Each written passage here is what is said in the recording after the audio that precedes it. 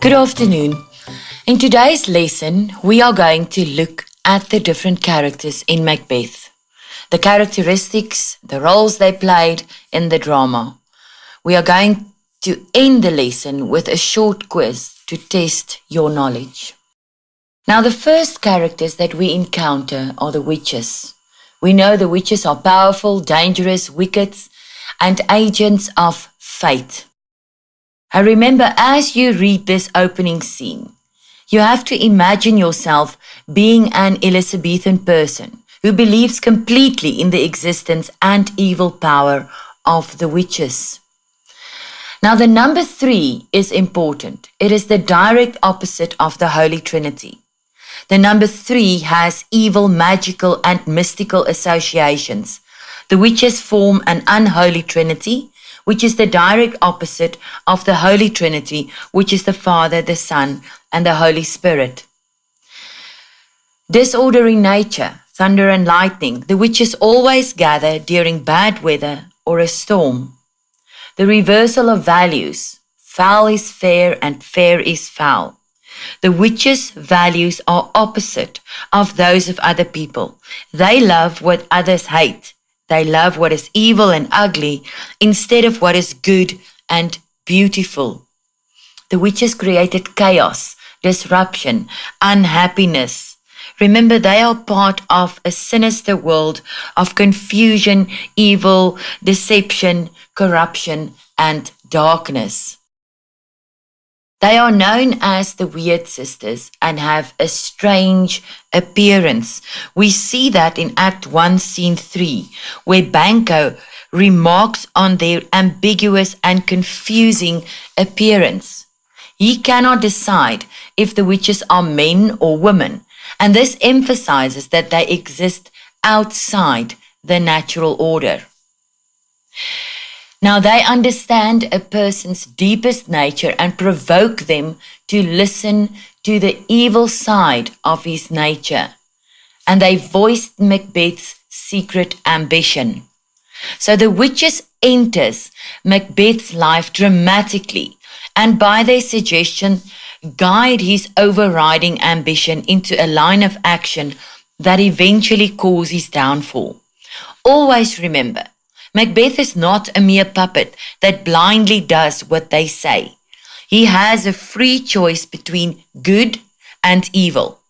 Before he even meets the witches, Macbeth is already driven by his relentless ambition, and that makes him an easy prey to their sly incantations.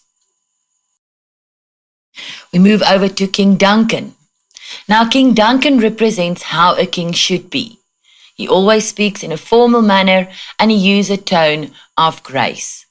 He has an unsuspecting nature. He trusts too easily. He does not realize he is being deceived by the Thane of Cawdor or Macbeth. Now, Duncan is the King of Scotland. He is too trusting and not a good judge of character, and that is his fatal flaw.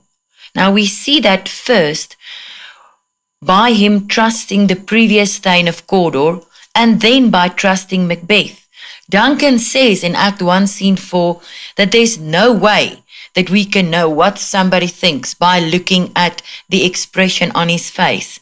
So Duncan's goodness and trusting nature leads to his inability to see or suspect betrayal in others. Duncan was further a gracious king. He was kind and good, and he was killed by Macbeth. Then we move over to Malcolm. Now, Malcolm was Duncan's oldest son. He was too young to join the battle in the beginning of the play. We know that he was not part of the army that fought with Macbeth and Banquo against MacDonald and the Norwegian army. He was the Prince of Cumberland, meaning he is next in line to the throne. Now, in Act 1, Scene 4, Duncan announces that Malcolm will be next in line to the throne. Now, this announcement comes as a tremendous shock to Macbeth. the Scottish throne was not automatically passed from father to son. The strongest family member would become king at his death, unless the king named his successor. Thus, Malcolm has become an obstacle in Macbeth's quest to become king.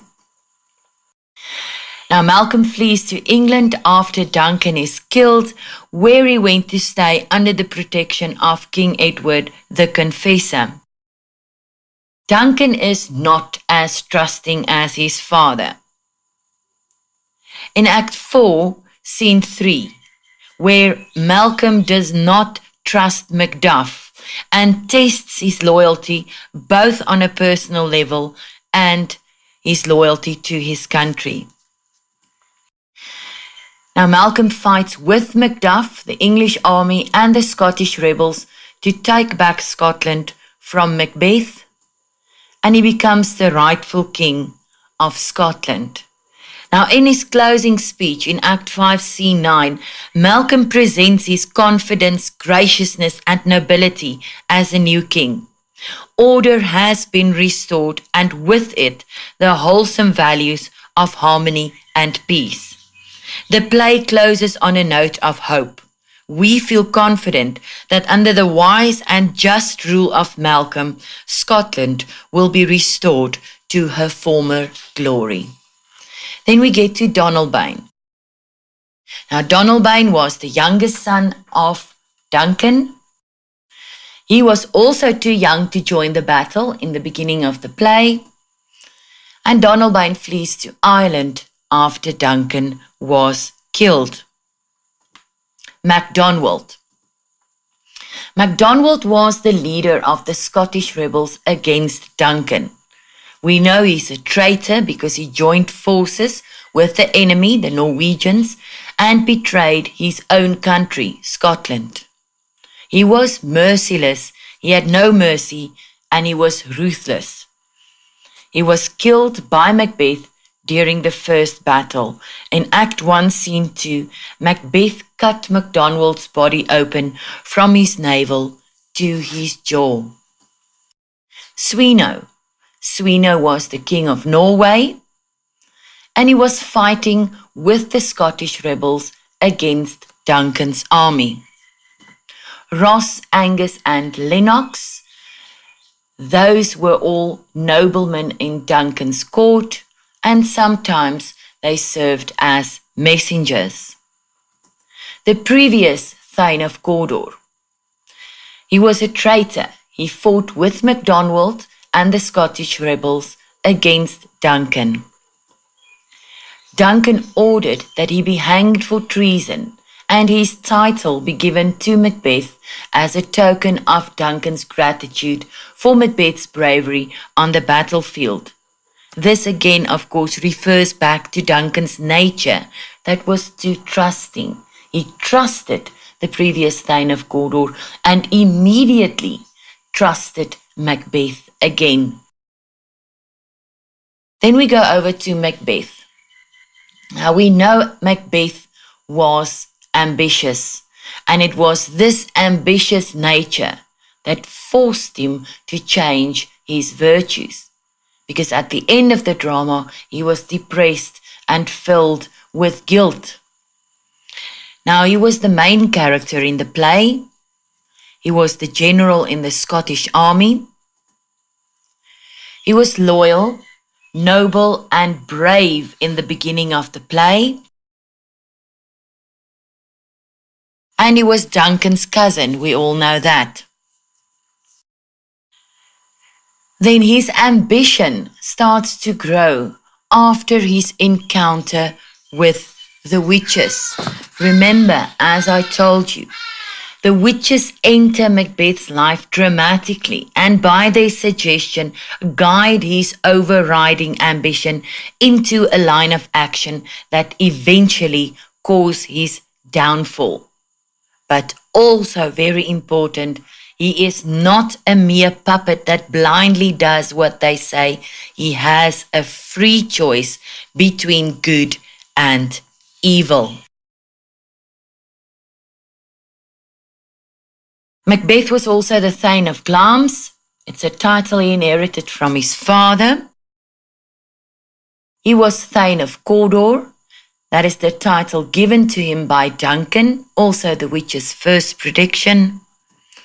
And then King of Scotland. It was the witch's second prediction, but he killed Duncan to become king. Macbeth also loved his wife very much in the beginning of the play. In Act 1, Scene 5, in the letter he wrote to her, he calls her my dearest partner of greatness. And then later on, when they speak to each other, he addresses her as my dearest love. We see that they not only shared love for each other, but also shared the same ambition.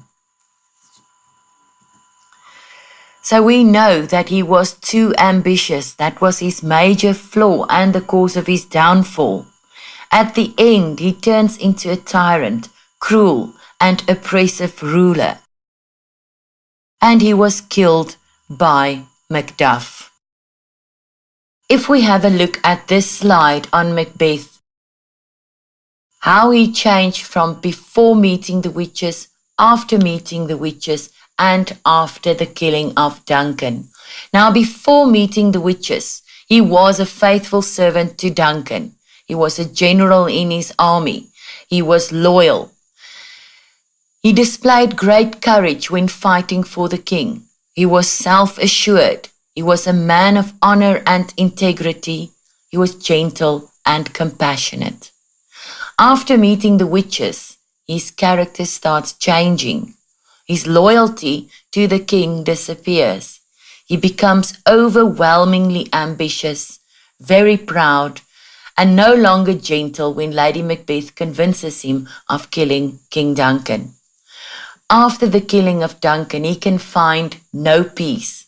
He's a dauntless man of courage that is reduced to a trembling, terror-struck figure at the end of his life. He's paranoid, determined to remove anyone that could implicate him in any way in the murder.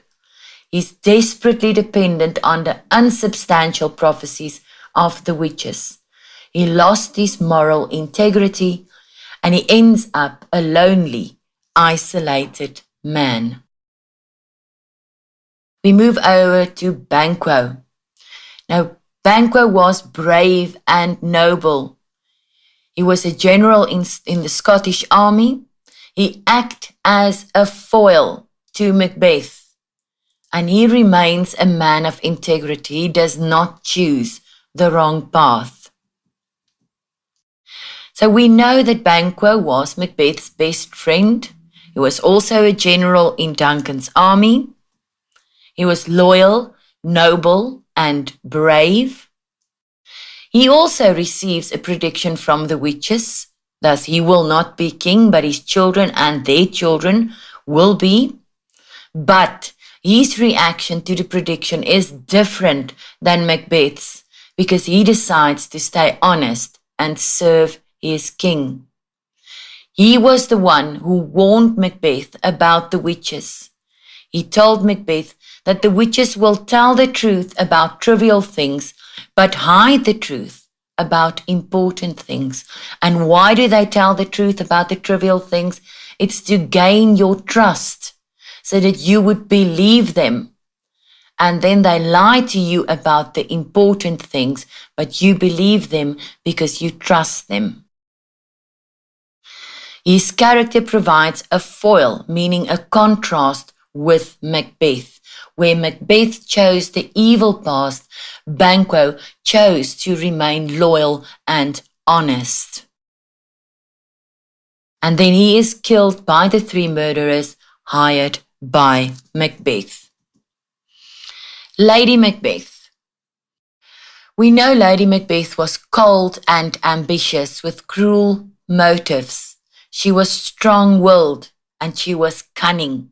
She successfully maintains her image of being the perfect hostess when Duncan visited the castle. We get to know Lady Macbeth as a dedicated, loving wife to Macbeth. She was ambitious mainly for her husband rather than for herself. She willingly calls on evil spirits to help her husband to gain royal power. Eventually, she becomes insane from guilt, and then she commits suicide. If we have a look at this slide about Lady Macbeth, how her relationship with Macbeth changed from before Duncan's murder to after Duncan's murder. Before the murder, they were very close. He sends her the letter informing her of the witch's predictions. He calls her my dearest partner of greatness, and they discuss their plans. We can also see that she knows him very well. She knows he's ambitious, but unlikely to act unless goaded into it. She knows just how to influence him. She calls him a coward and says that he does not love her.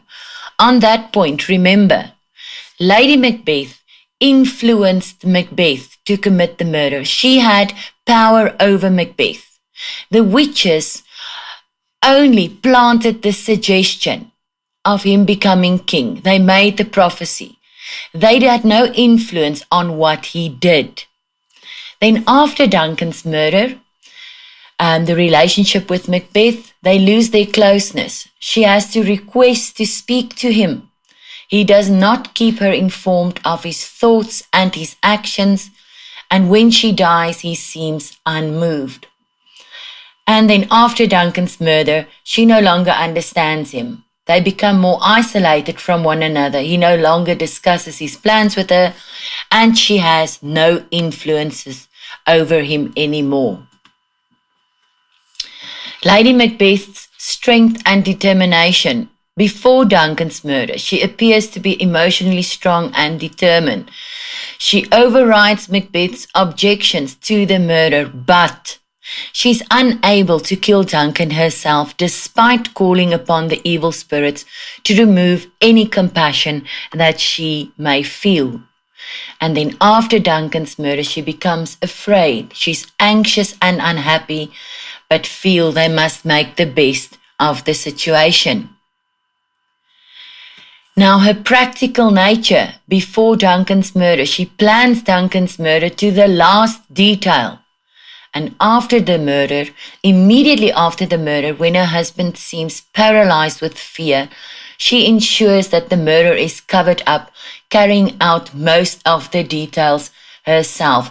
That is where she called him, "You infirm of purpose," and she grabbed the daggers from him and took it back, placed it on the guards and smeared them with blood. She covers up for her husband.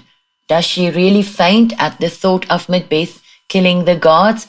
This is where Macduff confronted Macbeth about killing the guards. And I'm asking, did she really faint, or did she just try to get the attention away from Macbeth? And she tells the assembled guests that Macbeth's strange behavior at the banquet is due to an illness, and then hastily dismisses them.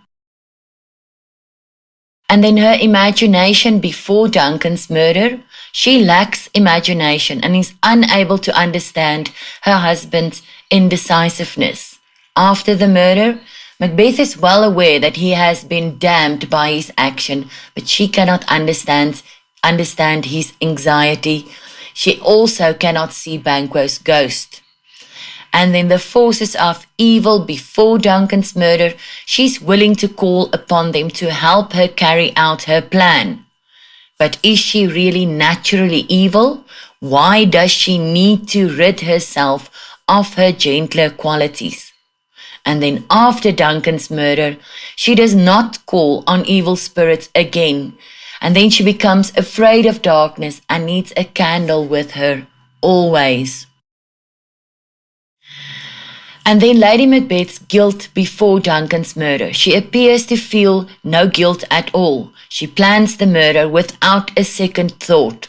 She's able to deceive Duncan when he comes to Inverness, and she exhorts her husband to do the same. After the murder, she feels no guilt at first. Her guilt appears to develop slowly and manifests itself in her sleepwalking. She sees blood on her hands and talks incoherently of awful deeds. That is when the gentlewoman and the doctor were observing her, and she kept on rubbing her hands and said, "Out, you damned spot." And then talking incoherently was, who would have known the old man had so much blood in him? And the Fane of Five, he had a wife. What happened to her? Right, so her guilt eventually drives her mad, and then she commits suicide. We move over to our next character, who is Fleance. Fleance was Banquo's son. He has an affectionate relationship with his father. His existence haunts Macbeth because of the witch's prophecy made to Banquo, and then Fleance luckily escaped when the murderers wanted to kill him. Then we have the porter. The porter was the guard of the gate at Macbeth's castle. He was drunk and he makes jokes. And the scene with the porter is a welcome relief from the heavy drama of the previous scene, and it gives the Macbeths the opportunity to establish their alibi, in other words, change into sleepwear and pretend to have been asleep. Macduff. Now, Macduff was the Thane of Five. He was not loyal to Macbeth, and he made that clear from the very beginning. At first, he openly refused to attend Macbeth's coronation, and then he refused to attend the banquet. Macduff was patriotic to Scotland. He goes to England for help to overthrow Macbeth and take back Scotland. Obviously, he went to Malcolm, who was in England at that stage. And then this was his biggest fault. He places patriotism to Scotland before his loyalty to his family, because there was nobody to protect his family when they were attacked by the murderers sent by Macbeth. And then at the end, Macduff was the one who killed Macbeth. Lady Macduff, she was a loving wife, a mother, and loyal to Macduff. She was extremely cross with her husband because he has gone off to England. She felt that he deserted them. She felt he never made it a secret that he was not loyal to Macbeth, and that left them open and vulnerable. And then she and her family were killed by the murderers ordered by Macbeth.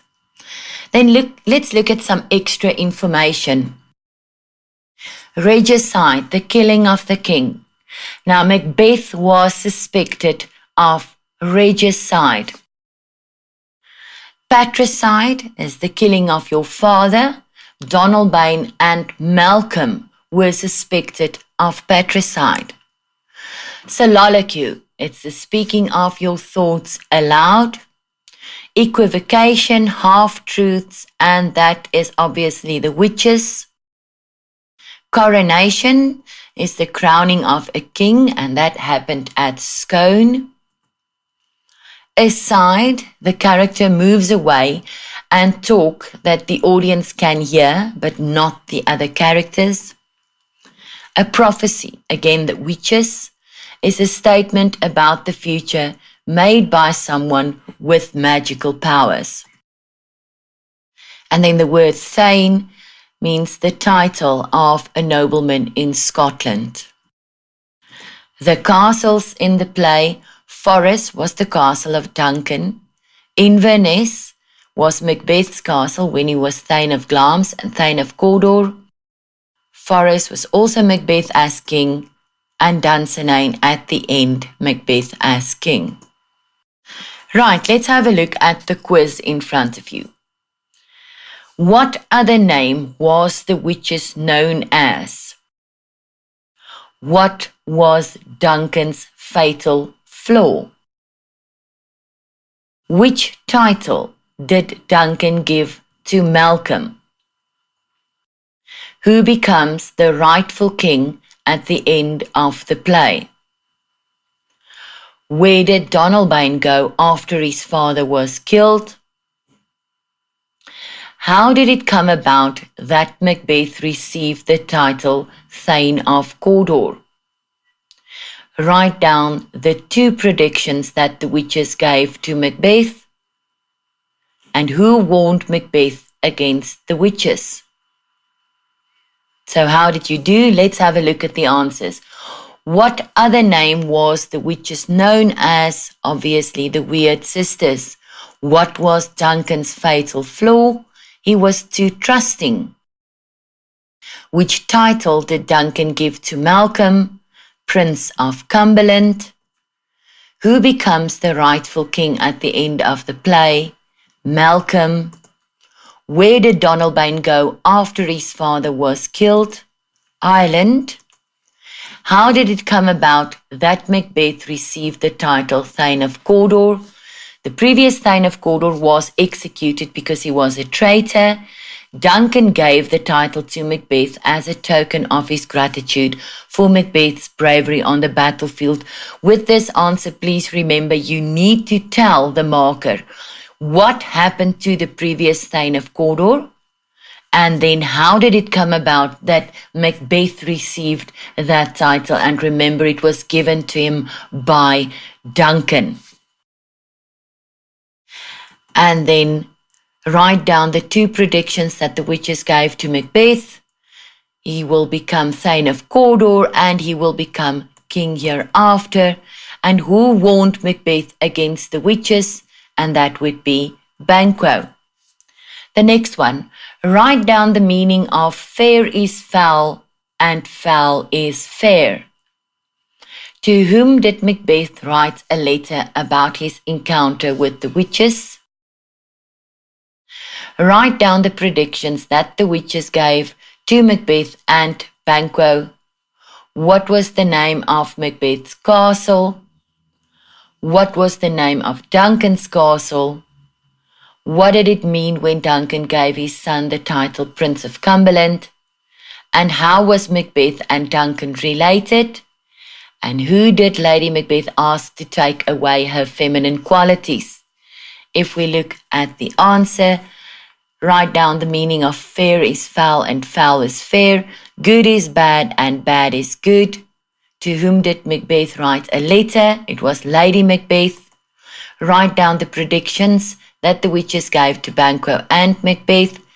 Macbeth will be Thane of Cawdor and king, and Banquo will not be king, but his children will be. What was the name of Macbeth's castle? Inverness.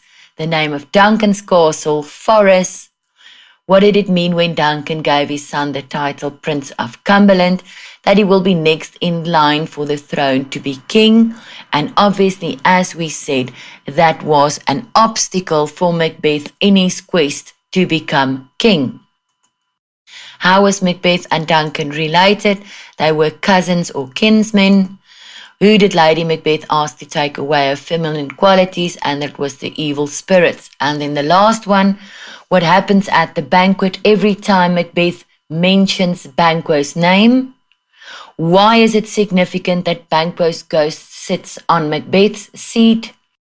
What was the first apparition, the second apparition, question 4, and the third apparition, question 5? And what did the second apparition say to Macbeth? Number 7, who was the crowned child symbolic of? Number 8, who was waiting outside the cave for Macbeth? Number 9, what news did Macbeth receive from that person? So what happens at the banquet? Every time he says Banquo's name, the ghost of Banquo appears. The ghost of Banquo, remember to state it like that. Why is it significant that Banquo's ghost sit on Macbeth's seat? And it shows that Macbeth did not belong there and he was not supposed to be king. The first apparition was an armed head. The second apparition was a blood-stained child. And the third one was a crowned child who carried a branch. And then what did the second apparition say to Macbeth? Macbeth does not need to fear anyone of a woman born. Who was the crowned child symbolic of? Malcolm, who was waiting outside the cave for Macbeth. Lennox. And what news did Macbeth receive from that person? It is that Macduff has fled to England. Right, that concludes the lesson about the characters in Macbeth, with just a little bit more extra information that you may find useful. I hope you have a wonderful afternoon. Make wise choices. Goodbye.